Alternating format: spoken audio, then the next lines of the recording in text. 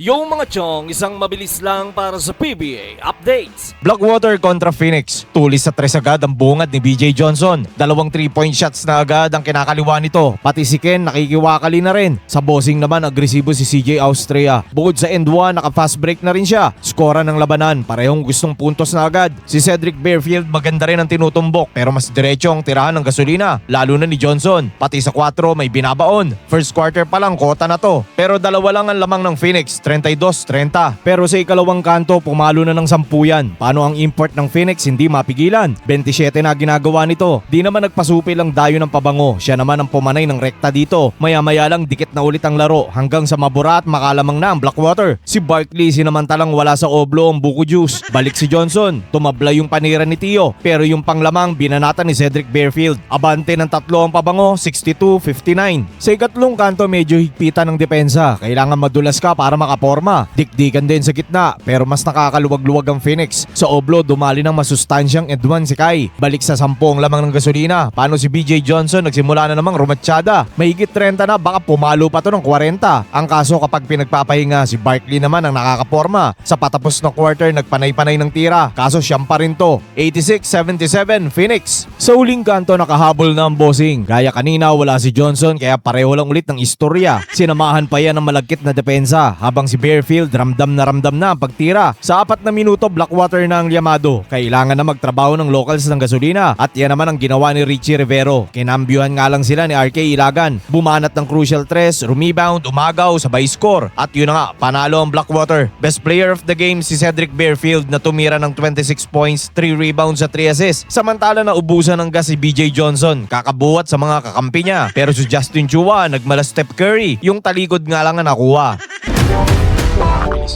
SMB kontra Converge. Agresibong magbawi ng panalo tong si King panigurado. Kada possession agresibo. Nakapag-corona na nga. Paano na libre, nakabuelo, sabay dakdak patalikod. Si Mang Frank dalawa na ang sabit habang si Rodney Brondial naman namimiesta sa pagtanggap ng pasa. Galing kay Chris Ross yung ititira na lang ba? Pero dikit pa rin naman ang laban dahil si Justin Baltasar panay ang asinta. Papiso-piso lang sapat na. Pero sa palitan may nagpa-4. Si Jerick Misi. Pati yung pangalawang corona nilagay na rin. Si George King bumitaw na sa 4. Lamang ng 3 ang SMB, 31-28. Sa ikalawang kanto may umagaw uli ng corona ni King. Si Calvin Abueva nagsuot na. Mainit-init ang opensa ni The Beast. Nakakanganga na uli. Hard dribble, sugod ng sugod. Sabay end 1. Nag-aambag din sa oblo si Justin Arana. Si Mang Juan medyo matumal pero umi-impact sa lundagan kapag sa ere binigyan. Ang Beerman di rin naman nabitaw sa pagpuntos. Na-score din halos lahat ng pinapasok sa loob. Si Don Trollano bumitaw na sa 4 na kanyang paborito. Pero tablahan pa rin ng dalawa. Atake ang import sa import. Yung panglamang si Franklin ang dumali. Eto binibasic niya yung paisang paa sa 3. Putok ang opensa niya dito sa second quarter. Parang laruan din ni Don Trollano. Kumakalabaw sa oblo, sabay titirahan ka din sa malayo. Pero isang piraso lang to. 65-64 SMB. Pero sa ikatlong kanto, malagawa ang serbesa. Si George King binawi uli ang kanyang corona. Maya-maya lang lumalargest lead na ang Beerman. Si Dadon di pa tapos. At si Marshall Lassiter nakisali na rin sa pagtira. Habang ang Converge ay nagkakahiya ang tumira, ang SMB naman sa gana. Ayaw nyo dumepensa, si Trollano titirahan ka talaga. May alaga ng tambakan ng SMB habang walang makuha ang Converge kay Mikey. Sabay nagsona sila ng depensa kaya ang shooters matutuwa talaga. Lamang pa rin ang Beerman, 102-85. Sa huling kanto malayo-layo ang hahabulin ng Converge. Ayaw pa sumuko ni The Beast kaso kulang na sa minuto. Ang mga manginginom happy na hanggang ipasok na ang palatandaan. At yun na nga, panalo ang SMB. Best player of the game si George King na nagkorona ng 46 points, 14 rebounds, 6 assists at 3 steals. Si Junmar Fardo nagtamang suporta pero solido habang may kanta si Calvin Abueva.